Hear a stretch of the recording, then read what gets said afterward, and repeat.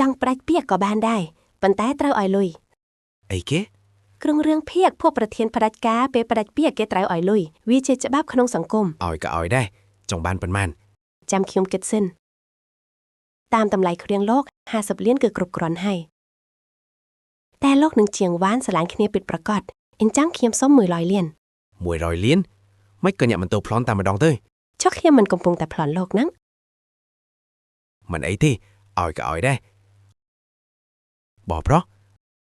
ឥឡូវបងទំនេរទេទំនេរខ្ចីលួយ100លានមក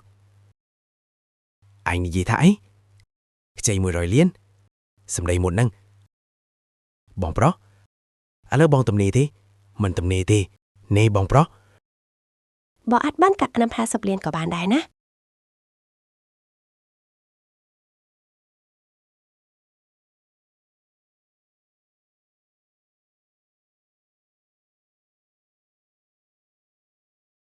ថ្ងៃនេះខ្ញុំអស្ចារ្យណាស់គ្រាន់តែមួយម៉ាត់ខ្ញុំភឿឲ្យបរកម្នាក់ចំណាយលុយ50លានឲ្យខ្ញុំ 100លានកាត់សល់50លាន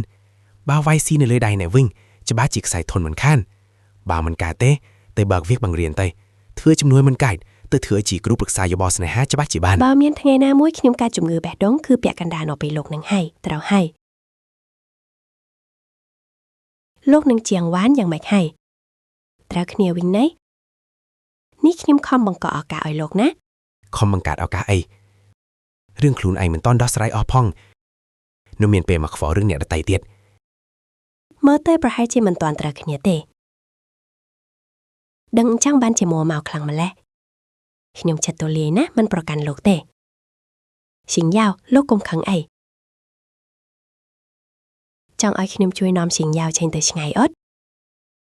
ដើម្បីឲ្យអ្នកទាំងពីរមានពេលច្រើនជាមួយគ្នា វាយស៊ីអ្នកស្មានថាអ្នកជានរណា ខ្ញុំយ៉ាងម៉េច រឿងរបស់ខ្ញុំមិនបាច់អ្នកមកចេះដឹងទេ គូសិងយ៉ាវលោកពិតជាមនុស្សនិយាយគ្នាមិនចូលមែន ប៉ារ៉ាម៉េត្ររាងកាយរបស់ឆាឆាកំពុងតែប្រែប្រួលប្រហែលជាមកពីផឹកច្រើនពេកហើយនៅតែផឹកស្រាទី ផឹកដោះថ្នាក់នឹងផងផឹកច្រើនម្ល៉េះលោកដឹងស្អីទៅការផឹកស្រាអាចបង្កើតសារធាតុរីករាយបានខ្ញុំកាន់តែផឹកច្រើនសារធាតុនឹងក៏កើតឡើងកាន់តែច្រើនដែរ អ្នកមិនសប្បាយចិត្ត អ្នកណាប្រើឲ្យលោកមកធ្វើបាបខ្ញុំធ្វើអីមិនក៏តែងតែធ្វើចរិតកាយដាក់ខ្ញុំរហូត ចងអ្នកមិនសប្បាយចិត្តដោយសារតែនរណា ច្បាស់ជាមកពីគូសិងយ៉ាវនឹងឯងខ្ញុំមានចិត្តល្អចង់ជួយគាត់តែគាត់នៅតែកាយដាក់ខ្ញុំទៀតគាត់ជាមនុស្សដំបងគេដែលខ្ញុំស្គាល់តាំងពីមកផ្ទះនេះក្រៅពីលោកតាគាត់គឺជាមនុស្សដែលខ្ញុំជិតស្និទ្ធបំផុតតែមានតែគាត់ម្នាក់ទេដែលកាយដាក់ខ្ញុំបំផុត បំផុតទៅវិញហេតុអ្វីស៊ីស៊ីតាមមកពីខ្ញុំមិនសប្បាយចិត្តមែនទេ ហេតុអីមានតែខ្ញុំម្នាក់ឯងដែលយំលោកមិនចេះពិបាកចិត្តខ្លះទេអីឥឡូវលោកសប្បាយចិត្តហើយមែនទេមនុស្សចិត្តដាច់គ្មានបេះដូងខ្ញុំនឹងមិនលើកលែងទោសឲ្យលោកជាដាច់ខាតមិនមានខែទេ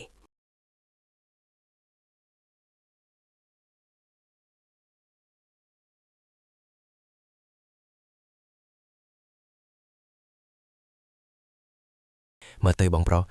ទីបំផុតបងក៏ព្រមប្រជុំមុខនឹងបេះដូងរបស់ខ្លួនឯងដែរហេតុអ្វីបានជាខ្ញុំគិតចង់នាំនាងមករកបន្ទប់របស់ខ្ញុំអញ្ចឹង គូសិងយ៉ាវគុំទៅអី វៃជីស៊ីតើការពិតអ្នកស្រឡាញ់នរណាតើខ្ញុំគួរធ្វើបែបណាចុងទួងញាក់ទៅនៅពេលដែលអ្នកជ្រើសរើសសិងយ៉ាវខ្ញុំគួរតែសប្បាយចិត្តចំណង15ឆ្នាំទីបំផុតមានឱកាសឬបំរើរួចហើយ15ឆ្នាំមកហើយដើម្បីជីវៈបងប្អូនដើម្បីគប់ចិត្តលោកតាខ្ញុំបានខិតខំប្រឹងប្រែងដើម្បីក្លាយជាអ្នកបន្តវេនដ៏ស័ក្តិសមនេះ15ឆ្នាំមកហើយដើម្បីតាមរកញាក់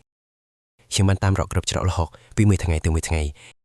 ខ្ញុំបានចាឈ្មោះរបស់អ្នកទុកក្នុងបេះដូងរបស់ខ្ញុំរួចទៅហើយ គូសិងយ៉ាវខ្ញុំ តើអ្នកនិយាយអ្វី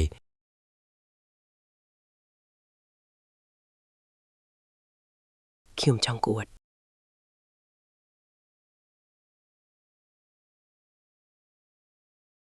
វេជីស៊ី